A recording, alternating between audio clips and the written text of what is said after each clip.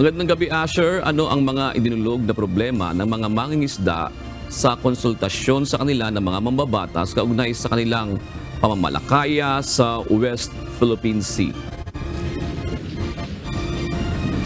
Magandang gabi naman, June. Pangamba sa pamamalaot at ang epekto nito na kahirapan sa kanilang pamumuhay ang ipinaabot ng mga mangingisda sa mga mambabatas sa unang public hearing ng House Committee kaugnay sa usapin sa mga issue ng West Philippine Sea. Daan-daang mangingisda ang nagpunta sa Masinloc Municipal Hall dito sa Zambales para sa konsultasyon ng House Committee on National Defense and Security, katuwang ang Special Committee on the West Philippine Sea. Isinalaysay ng mga mangingisda ang kanilang kalagayan at mga karanasan sa pagpapalaot at pamamalakaya sa naturang karagatan.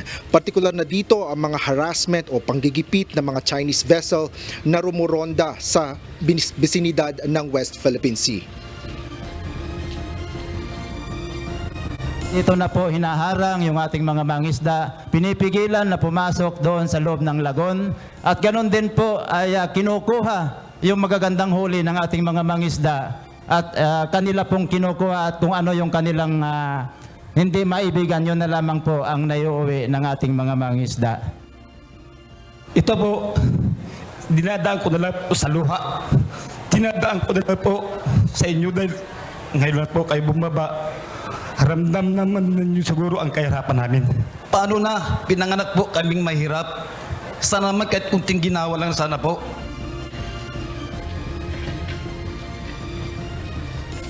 Bunsod nito, nais ng mga mangingisda na makabalik sa kanilang dating pamumuhay na pangingisda sa West Philippine Sea. Partikular na dyan ang Baho de Masinloc kung saan dati-rati silang maraming nahuhuling isda. Napakarami na naming karanasan na napangaharas. Hindi po namin iniindayan. Ang inihiling po lang namin sa gobyerno natin na kaming mga taga Masinloqueño ay malaya pong makapangisdang muli sa Baho de Masinloc na walang gumagambala sa amin.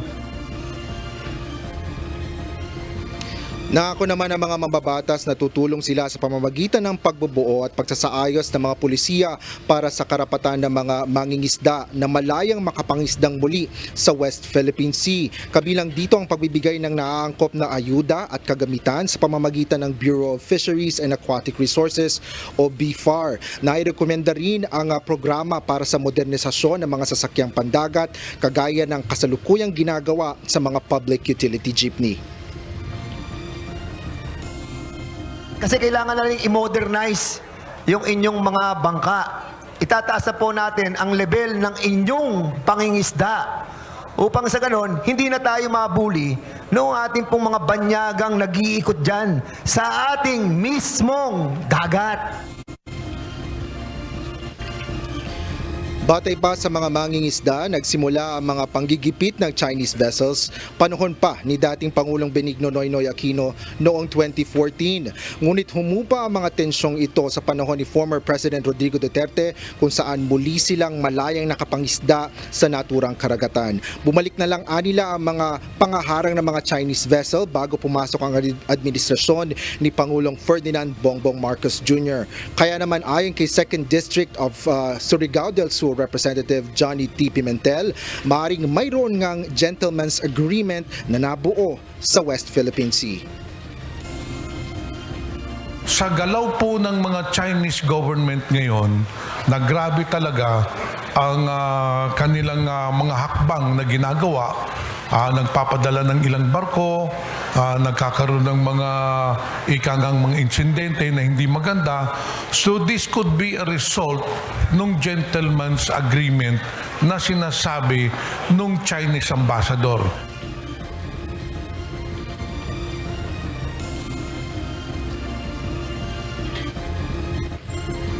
June, lahat ng mga impormasyon na nakalap sa mga mangingisda sa joint panel hearing ay maaaring o magiging bahagi na rin ng pagsisiyasat at pag-aaral na ginagawa nga ng House Committee. Yan muna ang latest. Balik sa iyo, June. Asher, ano naman ang reaksyon ng mga mangingisda sa sinabi ng mga mambabatas na sinabi ni Representative Fernandez kanina na imo-modernize yung kanilang mga sasakyang pandagat o sasakyang pangisda, ito ba'y makakatulong talaga para sila mismo ay makapasok na doon sa baho?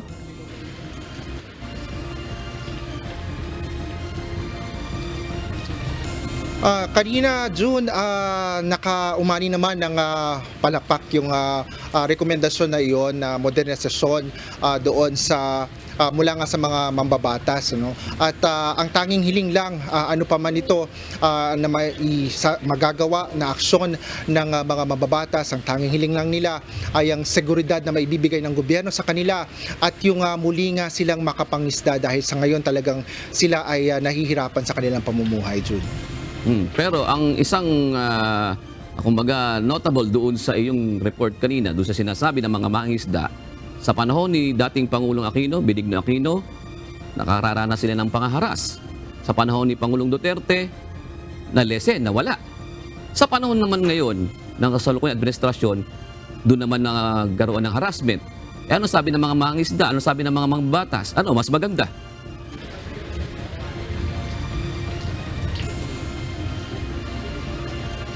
Well, June, ngayon ang sinasabi nga nila ay hindi nila matukoy din, basta ang masasabi lang nila ay itong ang panahon ni Pangulong Rodrigo Duterte ay tumigil itong mga panghaharas sa kanila. Kaya ang sinasabi lang nga nila ay maaaring merong gentleman's agreement kagaya nga ng itong naiulat, ngunit para sa kanila ay ang mahalaga sa kanila ngayon ay makabilik sila sa kanilang pangingisda at makagawa ng agarang aksyon ang gobyerno. Ibig sabihin, lalabas ba yan, Asher? Mas maganda kung may gentleman's agreement para makapamalakaya sila ng maayos.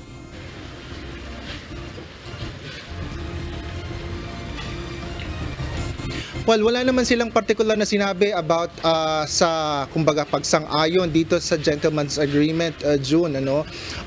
Ang isa lang sa kanilang mahalaga ngayon ay talagang makabalik sila dun sa kanilang pamumuhay, ano pa man ang maging sitwasyon. At sabi nga nung isang sa mga mangingisda, kahit pa naandyan yung mga barko ng China, basta payagan sila na makapangisda uli, sila ay matutuwa at masisihan na doon para sa kanilang mga pamilya.